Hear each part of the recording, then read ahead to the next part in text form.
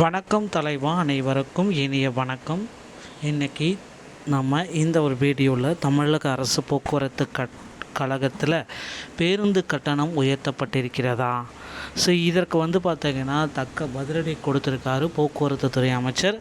தனியார் பேருந்து கட்டணம் உயர்த்தப்பட்டால் தக்க நடவடிக்கை எடுக்கப்படும், உரிமமே ரத்து செய்யப்படுறதுக்கு வாய்ப்புகள் அதிகம்.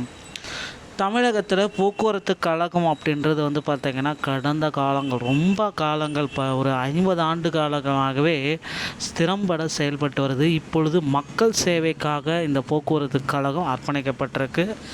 தமிழ்நாடு அரசு பெண்களுக்கு இலவசம் அப்படின்றத போன முதல்வர் ஸ்டாலின் அவர்கள் வெளியிட்டார். அதை தொடர்ந்து முதல்வர் விஜய் பார்த்திங்கன்னா அந்த திட்டத்தை தொடர்ந்து நடத்திட்டு இருக்காரு.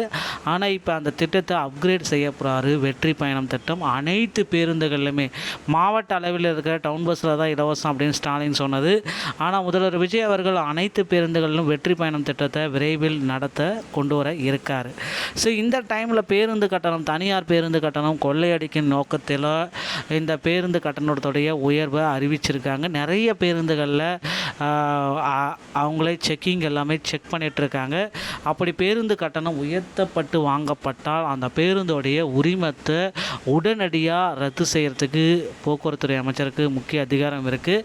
ஸோ போக்குவரத்துத்துறை அமைச்சரும் அதை தான் சொல்கிறாரு. தனியார் பேருந்துகளில் அதிக கட்டணம் உயர்த்தப்பட்டால் கடுமையாக நடவடிக்கை எடுக்க அதிகாரிகளுக்கு அறிவுறுத்தப்பட்டுள்ளதாக போக்குவரத்துத்துறை அமைச்சர் பார்த்திபன் அவர்கள் இந்த தகவலை தெரிவிச்சிருக்காங்க. ஸோ தனியார் பேருந்துகளில் கட்டணம் உயர்த்தப்பட்டால் கடுமையான நடவடிக்கை எடுக்க அதிகாரிகளுக்கு பார்த்திபன் அவர்கள் அறிவுறுத்தப்பட்டுள்ளதாக போக்குவரத்துறை அமைச்சர் குறிப்பிட்டார்.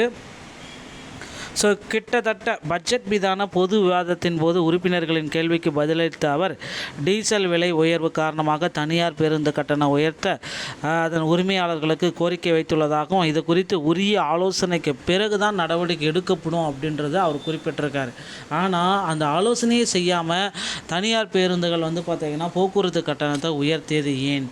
ஸோ இது பார்த்திங்கன்னா இது பொதுமக்களுடைய அன்றாட வேலைகளை பாதிக்குது. இதனால் பார்த்திங்கன்னா தனியார் பேருந்துகள் உடனடியாக போக்குவரத்து கட்டணத்தை வாபஸ் பெறணும், அந்த மாதிரி உயர்த்தப்பட்ட கட்டணங்களை.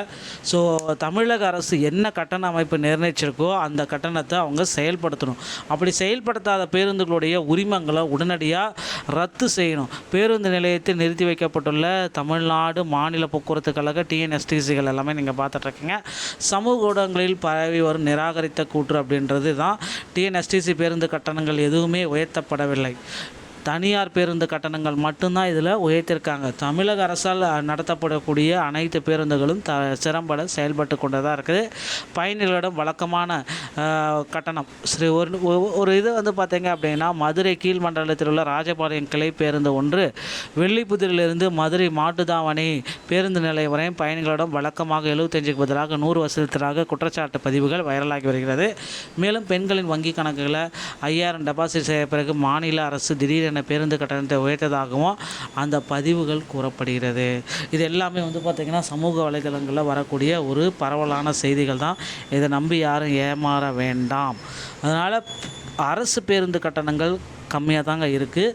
தனியார் பேருந்து கட்டணங்கள் தான் இந்த உயர்த்தத்தை ஏற்படுத்தியிருக்காங்க. இவங்க தான் இதை ஆரம்பிச்சிருக்காங்க. இப்படி பொதுமக்களுக்கு சிரமம் தரும் பேருந்துகளுடைய உரிமத்தை உடனடியாக ரத்து செஞ்சுட்டு அந்த பேருந்துகளுடைய உரிமங்கள் யார் இப்போ தயார் நிலையில் இருக்காங்களோ, அந்த கட்டணத்துக்கு ஓட்டுறதுக்கு யார் வண்டி இருக்காங்களோ அவங்களுக்கு அந்த உரிமத்தை வழங்கணும் அப்படின்றது போக்குவரத்துறை அமைச்சருக்கு நம்ம வேண்டுகோளாக வைக்கலாம். மேலும் பார்த்திங்கன்னா போக்குவரத்து கழகத்தில், தமிழக அரசு போக்குவரத்து கழகத்தில் 2026 நோட்டிஃபிகேஷன் விரைவில் வர இருக்குங்க. நீங்கள் உங்கள் அருகாமையில் இருக்கிற RDO அலுவலகத்தை அன்றைக்கி டிரைவிங் லைசன்ஸ் மற்றும் கண்டக்ட் லைசன்ஸை எடுத்து வச்சுக்கோங்க.